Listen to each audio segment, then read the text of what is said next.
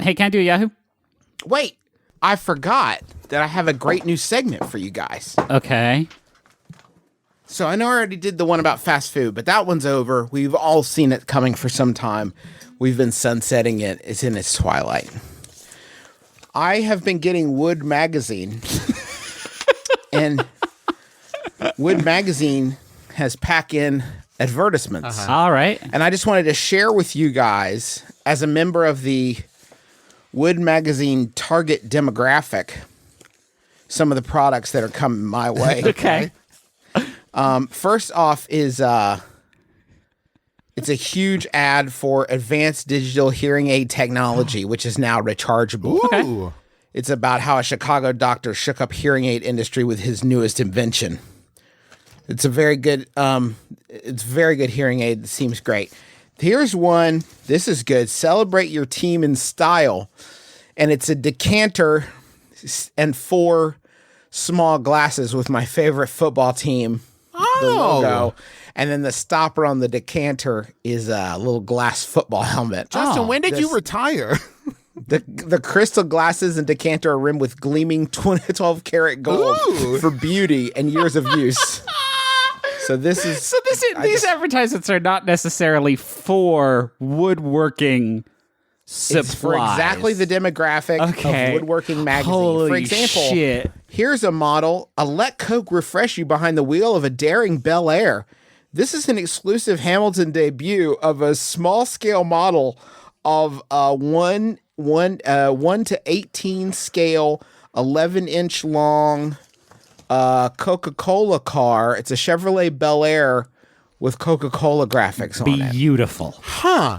Beautiful. And just 3 payments of $33.33, and then you could own this fucking Bel Air with Coke logos all over it for $100. Justin, does every advertisement begin with, you're reading a woodworking magazine, so we assume you've got disposable income? We assume you're burning it, you're old and ready to blow it all. You don't want to leave anything to your ungrateful kids, so check out this decanter with your favorite sports team on it. Now, in that same price range, limited to 95 casting days, skillfully handcrafted and painted by hand, this all-new collectible pays tribute to Budweiser, the king of beers, and the classic Woody Wagon. For just $100, I can have a small car with Budweiser written on it, and it looks like a wagon, and it's 11 inches long, and I can buy it for $100. It's a Studebaker Woody Wagon. Say that? Studebaker, you say it, funny guy. Vintage slogans and graphics complete its classic look. And you can just buy that. And you can own this small. You see these things and you're like, how did these... You see these things second, right? At secondary places. And you're like, that's a weird item. How did this get...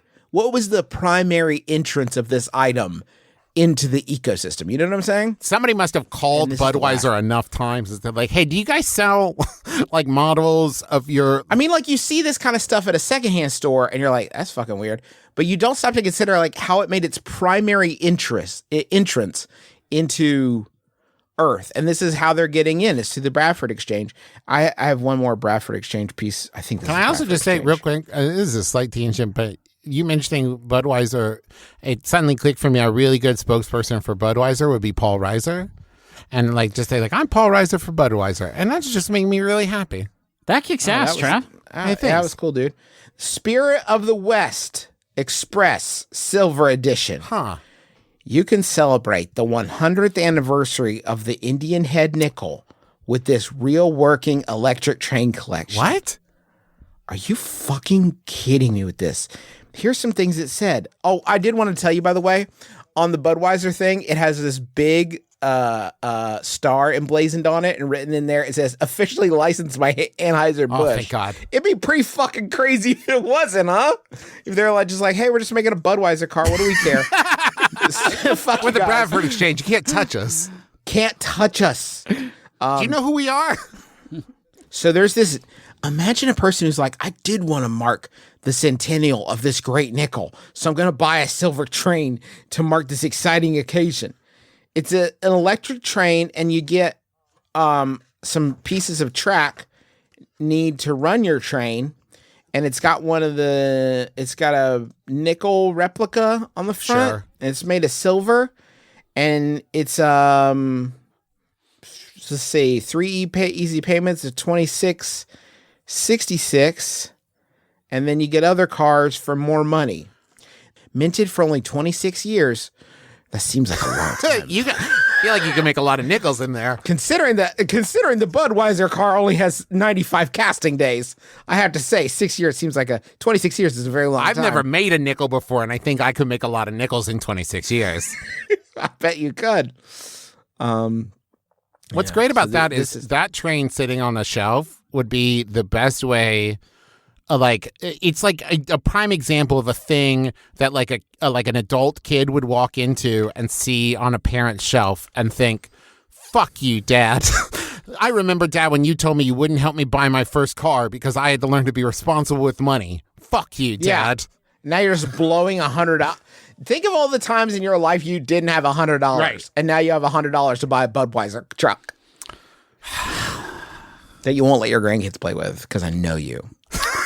On this silver train set, it says that you pay the $26.66 for 3 easy payments, then you keep getting the fucking trains, and then it said you could cancel anytime. What? And the idea that you would change from a person that would want this to a person that wouldn't want this at this point in your life is unfathomable to me. I'm assuming the only cancellations are usually part of estate settlements. I have to imagine that is the only actual cancellation of this product that ever occurs. Why am I still getting this?